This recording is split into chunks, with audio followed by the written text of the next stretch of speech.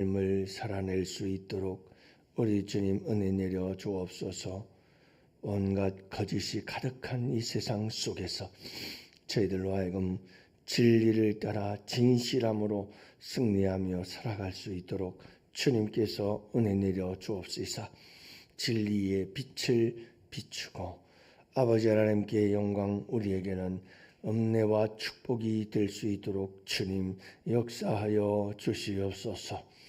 오늘도 아버지 하나님 이 새벽을 깨우며 주님 전에 나왔습니다. 주님, 오늘도 우리의 간절한 기도를 들으시고 응답하여 주옵시며 새벽에도 오시는 하나님, 이 새벽에 도와주시옵시고 사랑하는 주 백성들 하룻길을 주님께서 지키시고 보호하시고 이끌어 인도하시며 돌보아 주시옵소서.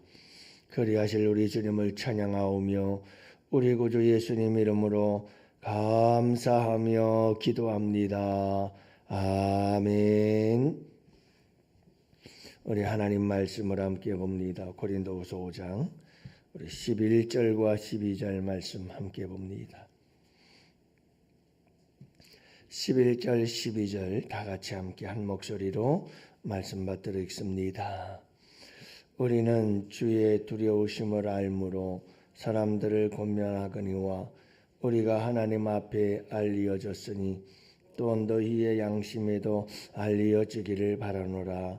우리가 다시 너희에게 자천하는 것이 아니요 오직 우리로 말미암아 자랑할 기회를 너희에게 주어 마음으로 하지 않고 외모로 자랑하는 자들에게 대답하게 하려 하는 것이라. 아멘. 할렐루야. 좋은 아침입니다. 오늘도 우리 주님과 함께 동행하시는 복된 하루 되시기를 축복합니다. 이 대화에 대해서 함께 시작을 할까요? 우리가 이 대화하는 법이 굉장히 우리의 인생 속에서 중요하다라고 하는 겁니다. 근데 이런 대화의 기술 중에 최고의 기술이 있다고 그래요. 그게 뭘까요? 여러분, 우리가 사람들과 함께 서로 대화를 하면서 살아갈 때 최고의 기술, 그게 뭘까? 뭔 것 같아요? 듣는 거, 경청. 좋아요, 맞아요. 근데 여러분, 정말 중요한 게 뭐냐면 진실한 마음이에요. 아무리 스킬이 좋고 기술이 좋고 아무리 대화에 탁월한 능력이 있다 할지라도 진실이 없는 대화는 의미가 없는 거예요. 그래서 여러분, 누구와 무슨 대화를 나누든 가장 기본적인 베이스, 전제가 되어야 될 것 중에 하나가 바로 마음, 진실한 마음이다. 이렇게 이야기를 하지요. 그러니까 말이 통한다는 것은 그저 단순하게 그저 말이 통한다 뭐 이 정도가 아니라 대화가 잘 된다는 말은 마음이 통하는 거죠. 그러니까 마음이 통할 때 우리는 정말 말이 통하고 마음의 주파수가 맞고 마음의 문제죠. 마음의 문제. 말이 안 통하는 사람은 서로 생각이 다른 거예요. 마음이 다른 거죠. 여러분, 말을 통한다는 것은 마음을 주고받는 것인 줄로 믿어요. 그래서 서로 마음을 주고받을 때 계속 만나고 싶은 대화를 나눌 수 있는 사람, 대화를 나누면 나눌수록 또 이야기를 나누고 싶고 또 이야기를 나누고 싶은 사람이 있다고 그래요. 어떤 사람일까요? 마음이 통하는 사람. 그런 사람들 먼저가 말하지 않고 먼저 들어주는 거예요. 장로님 말씀하신 것처럼 경청이라는 게 대화에선 참 중요하다는 걸 알 수가 있어요. 그래서 대화가 통하는 사람들은 저마다 입보다 귀를 먼저 열어 항상 경청하는 사람이라고 얘기를 해요. 상대방이 말하는데 끊어버리고 말하는 사람들이 없지 않아 있죠. 상대가 말할 때 무슨 말을 하려고 하는지보다 어떤 감정으로 말하고 있는지를 듣는 사람이 되어라 이렇게 얘기를 하더군요. 그래서 제가 참 도전이 됐던 말씀 중에 하나가 요거예요. 저는 이 사람이 무슨 의도로 뭘 말하려고 하나 하는 쪽으로 생각을 많이 하는데 그게 중요한 게 아니라는 거예요. 그 사람의 감정이 대화 속에는 다 들어있다는 거죠.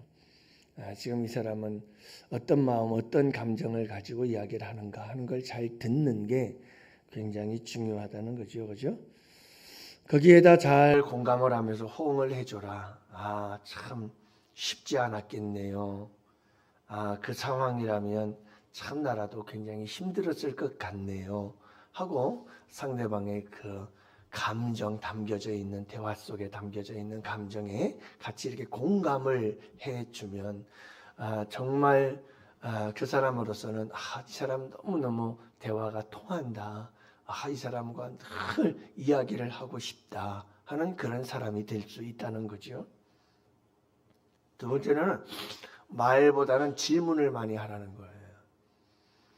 그래서 대화가 잘 통하는 사람, 마음이 잘 통하는 사람, 그런 사람일수록 자기 이야기보다는 상대방의 이야기를 자꾸 끌어내는 거예요. 상대방의 이야기를 끌어내려면 무엇하는 거죠? 질문을 하는 거죠. 이 방법 중에 하나가 예수님의 방법이에요. 예수님의 교육방법론이라고 하는 책을 통해서 기독교 교육학을 공부했던 적이 기억이 있는데 예수님의 교육방법론 중에 하나가 뭐냐면 자꾸 질문을 던져요. 상대방에. 상대방으로 하여금 자꾸 말하게 만드는 거죠. 그렇게 해서 상대방의 모든 마음과 생각들을 끌어내는 그런 부분들 질문을 통해서 만들어낼 수가 있다는 거죠. 그 어떤 기분이었어요? 뭐 이런 질문들.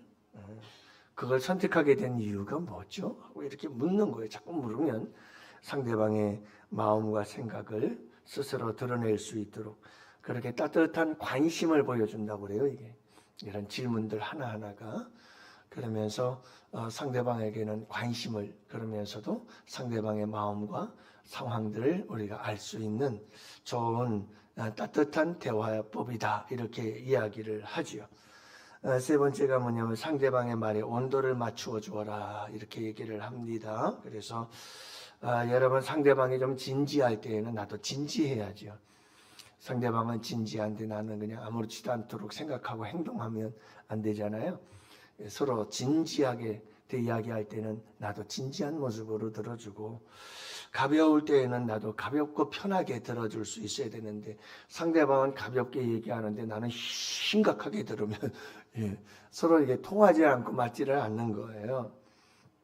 분위기를 읽는 감각이라고 하는데요. 여러분 대화에도 분위기가 있거든요. 그런 분위기를 잘 맞춰갈 줄 아는 사람이 정말 마음이 통하는 대화를 할 수가 있다고 얘기를 하죠. 마지막 한마디를 따뜻하게 하라고 그러거든요. 이게 굉장히 중요한 거예요. 여러분 마지막 한마디 대화가 다 끝나고 났을 때 마지막에 좀 여운을 남길 수 있는 이렇게 뭔가 이렇게 가슴에 이렇게 막 박힐 수 있는 한마디를 하라 이렇게 얘기를 하는데 뭐 그런 얘기는 사실 별다른 얘기는 아니에요. 뭐 이런 인사들이 있죠. 오늘 참 이야기를 나눴는데 너무 즐거웠어요. 행복했어요. 참 오늘 너무 좋은 대화를 나눴어요. 이런 말 한마디. 그러면 또다시 만나고 싶어서 대화를 하고 싶다는 거죠. 참 이렇게 이야기를 나누고 나니까 내 마음이 너무 홀가분하네요. 이런 말 한마디. 굉장히 이런 말 한마디가 서로에게 또 다른 대화를 하고 싶은 마음을 가지게 만들어준다는 거죠. 여러분 대화가 통하는 것은 한마디로 말해서 이 모든 걸 다 엮어보면 말재주가 아니라는 거예요. 항상 우리의 마음에 진실함이 있고 우리의 마음에 여러분 이 마음을 서로 맞추는 습관 너의 마음과 나의 마음, 나의 마음과 내 마음을 함께 이렇게 맞추고자 하는 그런 마음이 있을 때 마음이 통하게 되고 그런 마음 속에서 따뜻한 대화가 오고 가게 되고 그 대화 속에서 여러분 생명이 살아나는 역사들이 일어나게 될 줄로 믿습니다. 여러분, 이렇게 우리가 세상을 살면서 누군가 마음이 이렇게 진실이 통한다라고 하는 것은 굉장히 소중한 일이고 복된 일이죠. 이심전심이라는 말이 있잖아요. 우리의 마음이 통한다라고 하는 거. 여러분, 사람과 사람의 마음이 통한다는 것은 굉장히 우리의 삶을 아름답고 복되게 만들어준다는 걸 잊지 마시기를 바랍니다. 무엇보다도 누구의 마음과 누구의 마음이 통할 때 가장 우리는 복된 삶을 살아갈 수 있을까 하는 거예요. 주님과 나와의 마음과 마음이 통하는가? 여러분들 어떠세요? 근데 이게 사실은 분리될 수가 없어요. 늘 주님과 마음이 통하는 사람은 사람들과도 마음이 통할 수 있는 거예요. 근데 주님과 이 마음이 통하지 않으면 늘 주님과 대화하는데 마음이 주님과 통하지 않으면 다른 사람들과도 거의 뻔해요. 대화. 사랑하는 성도 여러분, 우리가 늘 주님과 대화를 한다고 그러잖아요. 기도가 대화고, 그렇죠? 주님과 동행하며 대화한다고 그러잖아요. 그런데 여러분, 우리가 주님과 어떻게 대화하세요?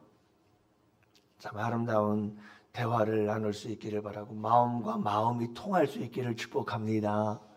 마음과 마음이 통하는 게 얼마나 중요한지 몰라요. 진실한 마음이, 그래서 우리의 마음과 감정이 잘 주님과 함께 통하는 이런 기도가 정말 멋진 기도들이거든요. 여러분, 주님과 함께 마음과 마음이 통하는 아름다운 대화를 주고받을 수 있는 우리 영혼의 성도들이 되시기를 주님의 이름으로 축복합니다. 여러분, 진실한 마음은 어디를 가든지 통하게 되어 있고, 진실한 마음이 마침내 처음엔 억울하고 속상한 일을 당할는지 모르지만 반드시 진실한 마음이 통하게 되고, 진실한 마음은 우리 주님께 마침내 승리를 얻게 된다는 것을 믿으시기를 바랍니다. 오늘 말씀은 어떤 말씀이냐면 간단한 말씀이에요. 자천서에 대해서 또 얘기를 하잖아요. 근데 사도 바울이 고린도후서를 쓰게 된 이유 중에 하나가 오늘 말씀해 보면 이렇게 얘기를 해요. 우리가 다시 너희에게 자천하는 것이 아니다.